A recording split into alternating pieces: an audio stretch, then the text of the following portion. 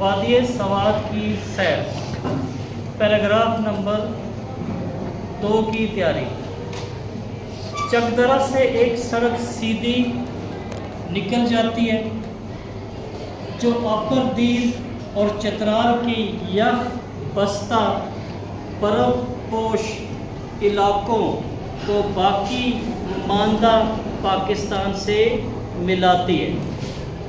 ہم نے سوات موٹر وے سے اترتے ساتھ ہی بائیں جانب سے پل کے اوپر سے چکر کاٹا تو سوات میں گندھارا تہذیب کے آثار قدیمہ کے مرکزی علاقے شمع الزئی پہنچ گئے۔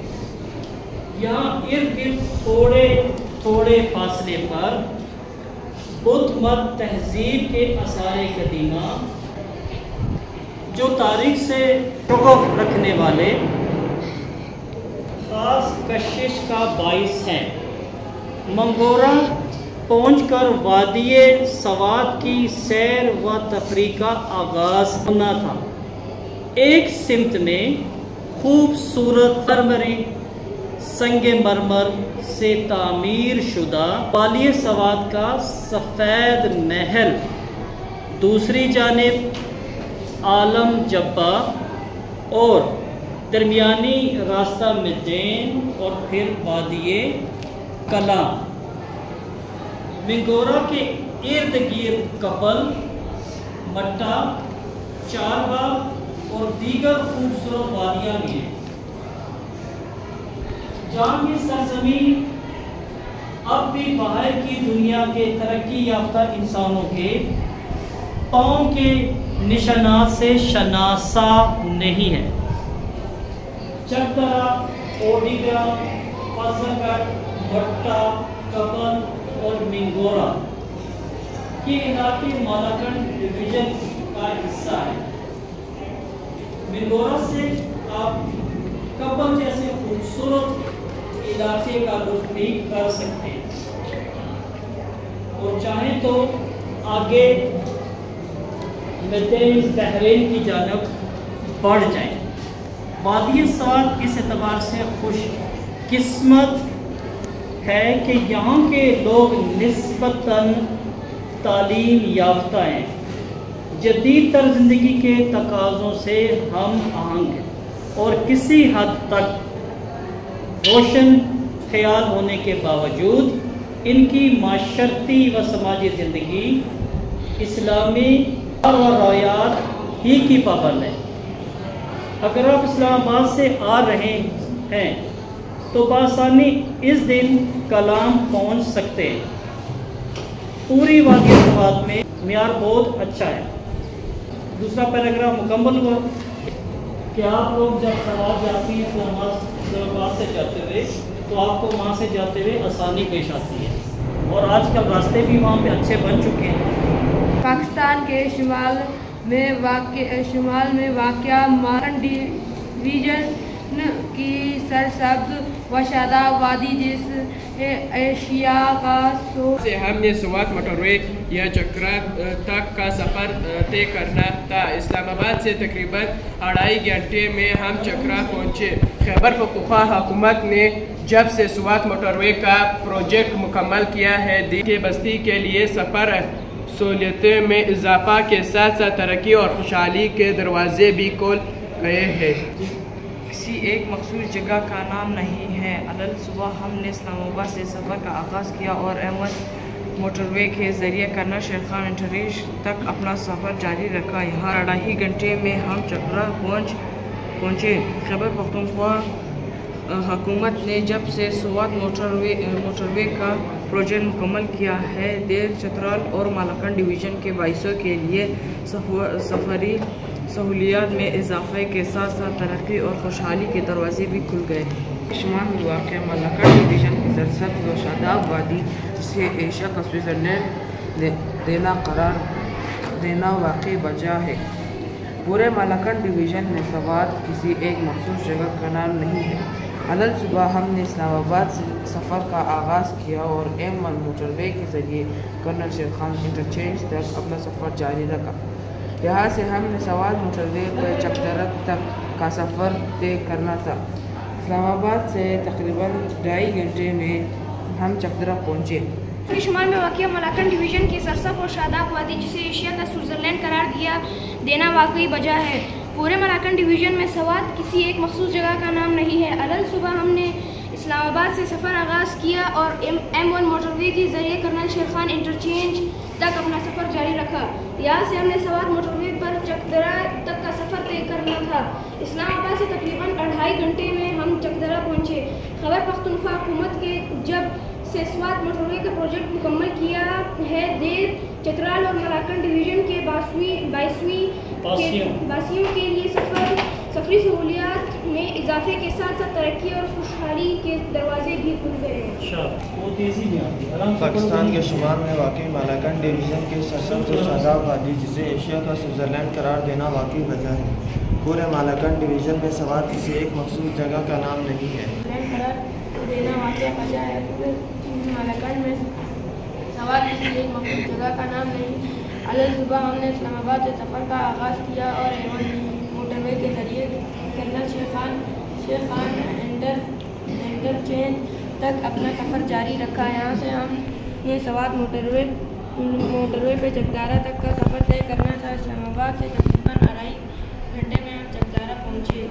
پاکستان کے شمال میں واقع ملاکنڈ ڈویژن کے سرسبز و شاداب وادی، جسے ایشیا کا سوئٹزرلینڈ قرار دینا واقعی وجہ ہے۔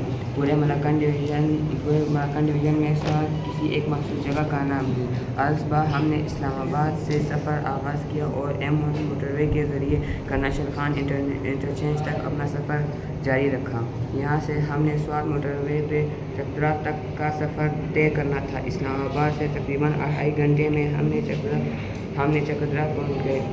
کے شمال میں واقع ملاکنڈ ڈویژن کی سرسبز و شاداب وادی، جسے ایشیا کا سوئٹزرلینڈ قرار دینا واقعی وجہ ہے۔ پورے ملاکنڈ ڈویژن میں سوات کسی ایک مخصوص جگہ کا نام نہیں ہے۔ الل صبح ہم نے اسلام آباد سے سفر کا آغاز کیا اور M1 موٹر وے کے ذریعے کرنل شیر خان انٹرچینج تک اپنا سفر جاری رکھا۔ یہاں سے ہم نے سوات موٹر وے پر چکدرا تک کا سفر طے کرنا تھا۔ اسلام آباد کے تقریباً 2.5 گھنٹے میں ہم چکدرا پہنچے۔ وادی سوات کی سیر۔ پاکستان کے شمال میں واقع ملاکنڈ ڈویژن کی سرسبز شاداب وادی، جسے ایشیا کا سوئٹزرلینڈ قرار دینا واقعی وجہ ہے۔ پورے ملاکنڈ ڈویژن میں سوات کسی ایک مخصوص جگہ کا نام نہیں ہے۔ الل صبح ہم نے اسلام آباد سے سفر کا آغاز کیا اور M1 موٹر وے کے ذریعے کرنل شیر خان انٹرچینج تک اپنا سفر جاری رکھا۔ یہاں سے ہم نے سوات موٹر وے چکدارا تک سفر طے کرنا تھا۔ اسلام آباد سے تقریباً 2.5 گھنٹے میں ہم چکدارا پہنچے۔ خیبر پختونخوا حکومت نے جب سے سوات موٹر وے کا پروجیکٹ مکمل کیا ہے، چترال اور ملاکنڈ ڈویژن کے باسیوں کے لیے سفر سہولیات میں اضافے کے ساتھ ساتھ ترقی اور خوشحالی کے دروازے بھی کھل گئے ہیں۔ پاکستان کے شمال میں واقع ملاکنڈ ڈویژن کی سرسبز و شاداب وادی، جسے ایشیا کا سوئٹزرلینڈ قرار دینا واقعی وجہ ہے۔ پورے ملاکنڈ ڈویژن میں سوات کسی ایک مخصوص جگہ کا نام نہیں ہے۔ الل صبح ہم نے اسلام آباد سے سفر کا آغاز کیا اور M1 موٹر وے کے ذریعے کرنل شیر خان انٹرچینج تک اپنا سفر جاری رکھا۔ یہاں سے ہم نے سوات موٹر وے پہ چکدرا تک کا سفر طے کرنا تھا۔ اسلام آباد سے تقریباً 2.5 گھنٹے میں ہم چکدرا پہنچے۔ خیبر پختونخوا حکومت نے جب سے سوات موٹر وے کا پروجیکٹ مکمل کیا ہے، دیر چترال اور ملاکنڈ ڈویژن کے باسیوں کے لیے سفری سہولیات میں اضافے کے ساتھ ساتھ ترقی اور خوشحالی کے دروازے بھی کھل گئے۔ پاکستان کے شمال میں واقع ملاکنڈ ڈویژن کی سرسبز و شاداب وادی، جسے ایشیا کا سوئٹزرلینڈ قرار دینا واقعی وجہ ہے۔ پورے ملاکنڈ ڈویژن میں سوات کسی ایک مخصوص جگہ کا نام نہیں ہے۔ الل صبح ہم نے اسلام آباد سے سفر آغاز کیا اور M1 موٹر وے کے ذریعے کرنل شیر خان انٹرچینج تک اپنا سفر جاری رکھا۔ یہاں سے ہم نے سوات موٹر وے پہ چکدارا تک کا سفر طے کرنا تھا۔ اسلام آباد سے تقریباً 2.5 گھنٹے میں ہم چکدارا پہنچے۔ خیبر پختونخوا حکومت نے جب سے سوات موٹر وے کا پروجیکٹ مکمل کیا ہے، دیر چترال اور ملاکنڈ ڈویژن کے باسیوں کے لیے سفری سہولیات میں اضافے کے ساتھ ساتھ ترقی اور خوشحالی کے دروازے بھی کھل گئے ہیں۔ وادی سوات کی سیر۔ پاکستان کے شمال میں واقع ملاکنڈ ڈویژن کی سرسبز شاداب وادی، جسے ایشیا کا سوئٹزرلینڈ قرار دینا واقعی وجہ ہے۔ پورے مالاکنڈ ڈویژن میں سوات کی کسی ایک مخصوص جگہ کا نام نہیں ہے۔ الل صبح ہم نے اسلام آباد سے سفر کا آغاز کیا اور M1 موٹر وے کے ذریعے کرنل شیر خان انٹرچینج تک اپنا سفر جاری رکھا۔ یہاں سے ہم نے سوات موٹر وے پہ چکدرا تک کا سفر طے کرنا تھا۔ اسلام آباد سے تقریباً 2.5 گھنٹے میں ہم چکدرا پہنچے۔ خیبر پختونخوا حکومت نے جب سے سوات موٹر وے کا پروجیکٹ مکمل کیا ہے، زیر چترال اور مالاکنڈ ڈویژن کے باسیوں کے لیے سفری سہولیات میں اضافے کے ساتھ ساتھ ترقی اور خوشحالی کے دروازے بھی کھل گئے ہیں۔ پاکستان کے شمال میں واقع مالاکنڈ ڈویژن کی سرسبز و شاداب وادی، جسے ایشیا کا سوئٹزرلینڈ قرار دینا واقعی وجہ ہے۔ پورے مالاکنڈ ڈویژن میں سوات کسی ایک مخصوص جگہ کا نام نہیں ہے۔ الل صبح ہم نے اسلام آباد سے سفر کا آغاز کیا اور M1 موٹر وے کے ذریعے کرنل شیر خان انٹرچینج تک اپنا سفر جاری رکھا۔ یہاں سے ہم نے سوات موٹر وے پر چکدرا تک کا سفر طے کرنا تھا۔ اسلام آباد سے تقریباً 2.5 گھنٹے میں ہم چکدرا پہنچے۔ خیبر پختونخوا حکومت نے جب سے سوات موٹر وے کا پروجیکٹ مکمل کیا ہے، دیر چترال اور مالاکنڈ ڈویژن کے باسیوں کے لیے سفری سہولیات میں اضافے کے ساتھ ساتھ ترقی اور خوشحالی کے دروازے بھی کھل گئے ہیں۔